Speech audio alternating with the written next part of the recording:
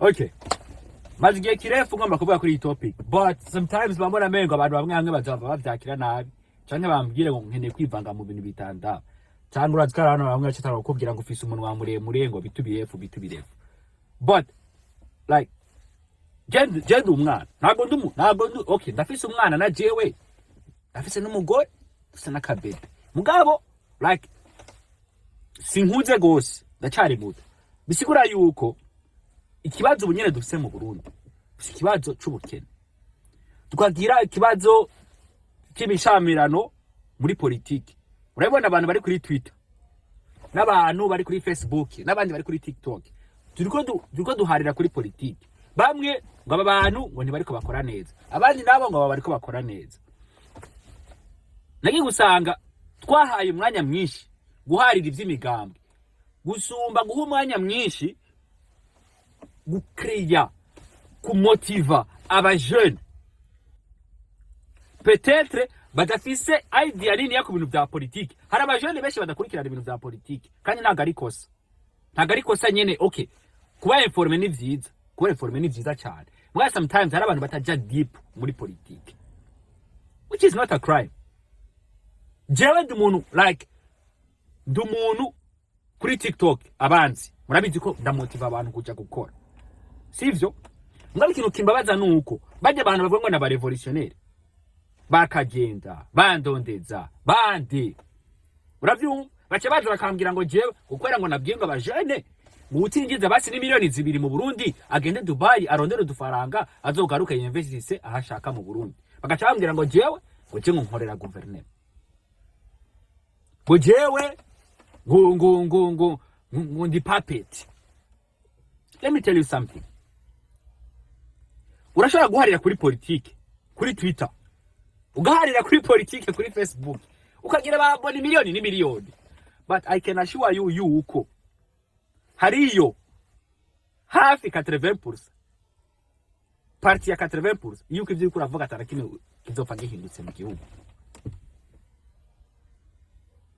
Kera rababwiye ati maze uyo muganga muri ko muranyitirira jewe yaba ndawurimwo bararagiye kwitoza mafisi igiti cha fresh DJ mani mafisi igiti ciza uko ndafise bush nafise n'ubwenge bukeye nari kujya kwitoza mugabo kubera igihugu naragiye kwiga ndonka ka diplome keza ndonka amanota meza kwishure mugabo ndaraba opportunity ziri around ndaraba ize gukora sanga uko jewe shaka uko na planifye kubaho uko shaka ubuzima bwanje bumera sanga nta bihari muri uwo mwanya. Nikasema reka mbuje ngende aha amaherari ndayarondere hama ngaruke mu Burundi ndakorera ivyo bintu numva nkeneye kwakorera. Kwa none naravuga ati none n'ubu naho nokora BJ bakampemba miliyoni ku kwezi kugira nzogure hectare kugira nzogure parcelle ya hectare imwe mpembwe miliyoni ku kwezi.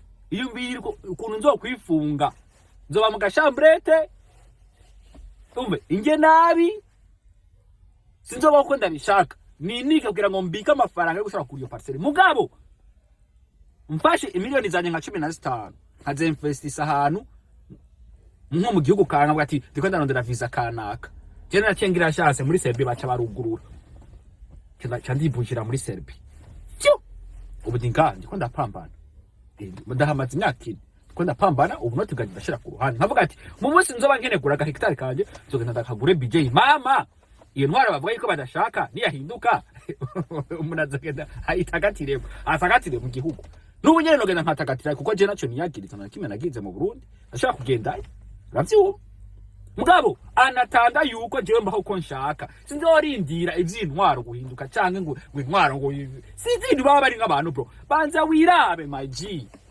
irabe nushobora kuza kuri TikTok nushobora kuza kuri TikTok kwigisha politiki umuntu ashonje umuntu yarayibuze umwigisha politiki gute no mwishure ugiye kwiga ushonje nta nakimwe kija mu mutwe ahubwo twicare turabe nk'abarundi eske umujene kuko urabona abarundi turafise ikibazo ntituzi no kumanaginga amafaranga ntidutahura business kuko iki ibiganiro byinshi bitobo ivyo tuganire ku kuntu tumaze kuronka amafaranga tuyinvestisa gute twekonomiza gute twirinda gute ingesombi ibidutwara amafaranga nibihe tubigabanya gute izo nizo conversation dufise gukora nk'abarundi, apana kuza tubwira abantu ngo bajya. Okay, imyaka yose muvuze hahindutse iki? Hari umuntu yaciye ngo kuri Twitter ngo kubera ngo bavuze cyane ngo kuri Twitter, ndondeza yambwiye ngo kuri Twitter ngo kubera ngo bavuze nka majambo menshi ngo niyo batumye imipaka ngo y'u Burundi ngo yugara ngo n'Urwanda. Can you imagine bro? Kagenda ngo ni je natumye ngo hajya ahantu ngo mu Burundi haturitse ngo haturika. Come on my G, kumukirira abantu ku mivyimbaga bro. Uraza abantu we bahaburiye ubuzima hajya haboro karastamani. Urazi abana batakaye muri rya joro, abana babaye traumatize ko arabije biboroka bro, ukacubakinira ku muvyimba. Uko vyabaye kose ini cabiteye cyose, uko biri kose it happened. Twebwe nk'abantu dufise ijwi rishika kure gahoro, sivyo? Reka dusensibilize abantu gukora, tubanze twebwe kuko jewe ni n'abandi umujene ntashobora ku-influencinga surrounding izi wanje. Nukuvuga je maze kuba hari ikintu nzi, dufate muri business, dufate mu kwitwara neza, dufate ibintu byinshi nzi, ntagiye ngo ndabisasagaze mu Barundi. Nukuvuga ibindimwe ndabisasagaze mu bantu, ndaba motive, nta kintu cyo bandi ko ndabamarira. Kandi niko kazi Jemfis, kumotiva abantu kuvugana kokora gute igihugu gihinduke. Ingorane nta gihugu na kimwe kidafise ingorane. Ugiye kuraba Dubai, umubare munini w'abakozi bari Dubai n'abaganda. Why? Ubuganda buteye imbere, GDP y'Ubuganda naha iri hejuru, bafise kila kitu, bafise ibintu byose mu Buganda, agriculture, igitoro, kila kitu baragifise, amabarabara meza. Mugabo ugiye kuraba abajene babo benshi bari mu bindi bihugu. Kandi ugiye kuraba, okay, ndakurikirana TikTok z'abaganda, abajene bose bo mu Buganda amahera ya mbere afata acagura ga parcelle muhiri wabo, ikabanza kandi gakemura ikibazo cya parcelle yiwe, ura ga parcelle kibaga kubita hajya duza akazu kiwe akaca yipowera akaca yisubira kurondera aya business. Bobo bariraba bro, bariraba. Abajene bonyene baraje hamwe bakikorera ikintu cyabo. Recently nta n'imisi heze guverinoma iheruka gushirayo 5 miliyari, iheruka gushira 5 miliyari mu ba content creator, iheruka gushira yari 5 billion, 5 miliyari mu ba content creator. Guverinoma kubera iki bagiye mu byabo barakora utuntu twabo, babwira ati guverinoma mwebwe icyo dushaka ko mudufasha niki.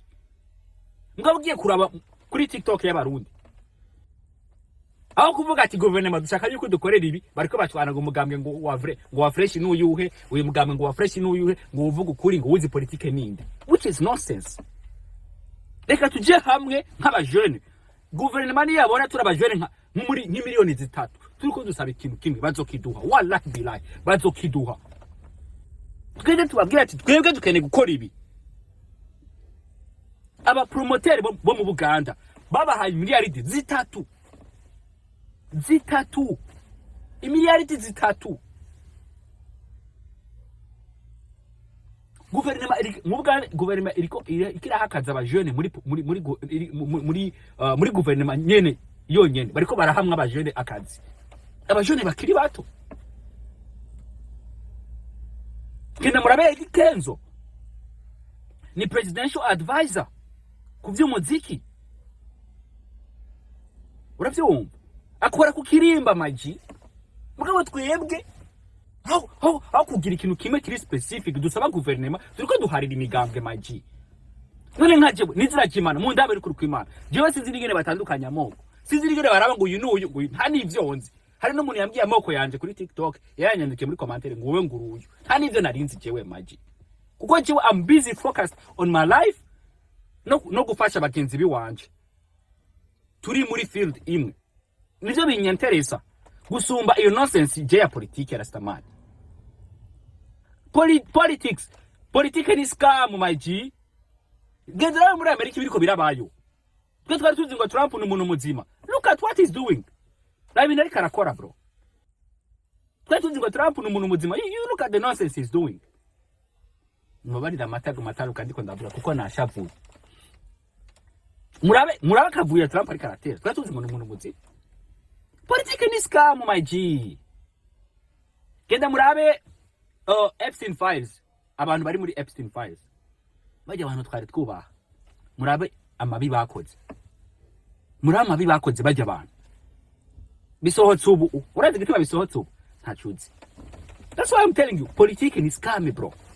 Wowe rabi bikuraba maji, reka tujye hamwe nk'abajene, twese turabe turaba dusabe guverinoma ikintu kimwe, nk'abajene bamwe bajye hamwe bavuga ati twebwe turi muri field ya IT, nk'abajene umuriyoni w'abarundi bari muri IT, mugende mushyire proposal yanyu muri guverinoma gati tubihagarare ko niba tubikorera ama live tuvuga ati oya ivyo mukora vyose abajene ba IT barabasavye iki ntacyo murabaha tugisabe kandi bazogitanga. Vuga ati okay, abajene bandi bari muri ibi nibi business kanaka muje hamwe mukora ama conference musaba umubonano azobaha, he will give you. Mugabo nitujago mugabo tuje tugasabira mu kivunga ibintu nituri hamwe ntidufise iyo tubarizwa, Lewe nk'akarorero raba baririmbye mu Burundi ntibagiriye ababarizwa nakijya kigo bababwiye ngo bajemwo, hari abakirimo n'abatakirimwo, hari abavuga ngo yangu muntu baduhaye ngo twe nitumushaka, ngo ujya muntu baduhaye ngo natwe nitumushaka, ntibagiriye babarizwa. That's why badashobora kubaha n'ikintu na kimwe. None bayahende bayahe big fizo, bayahe satbi like mase tumenye ikintu dushaka abari cyo dukorerako. Muri uwo munsi tuvugana naganda kumenyesha yuko umaze gukura ukava mu minwe y'abavyeyi ugatangura kwironderera ubuzima, nibwa kunanira ntuzo blaming igihugu, ntunozana blaming n'abavyeyi biwawe, ikosa riri kuri wewe. I'm telling you, uraza kumbwira ngo uri kuravuga ko ngo bagize chance ngo uja muri Serbia ngo nibiki. Hari abantu baje ngaha muri Serbia bavuye mu Rumonge direct bavuye mu Rumonge, bavuye mu Kirundo baza direct batazi ni Bujumbura ngene hasa, barumvise uko bimeze bararondera amafaranga yabo baraza barengana baci, ubu bari mu Bubirigi, ubu bari mu Budagi bariko barapambana, which is okay, ni chance yabo. Mugabo nagenda kumenyesha yuko niwa mara gukura ukava muhiri wanyu abavyeyi bakakurekura ukagenda ugatangura gukora akazi kubyiwawe, ni wafifira ubuzima ari bwakunanira ntuze wita umwikomo ku gihugu, ntuze wita umwikomo ku bavyeyi. Niyo mpamvu ndiko ndababwira si byiza kuba selfish, muga muri umwanya birakenewe. Kwikunda si byiza, muga muri umwanya birakenewe, nibikunde.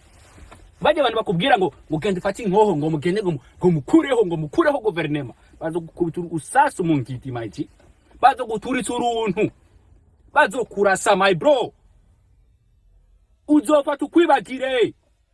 I'm telling you, you will die and we will forget you. Kubona kubaza abantu sha bro ni wipower rastamani ntabyo muzi mwebwe, utarabura umuntu bro kubera politiki, utarabura umuntu ari proche kubera politiki, uba wibaza ngo ni chit chat, ngo turi muri chit chat. Barashe tonto wawe bro canke bakarasa umuntu muvukana agapfa ni uzotahura.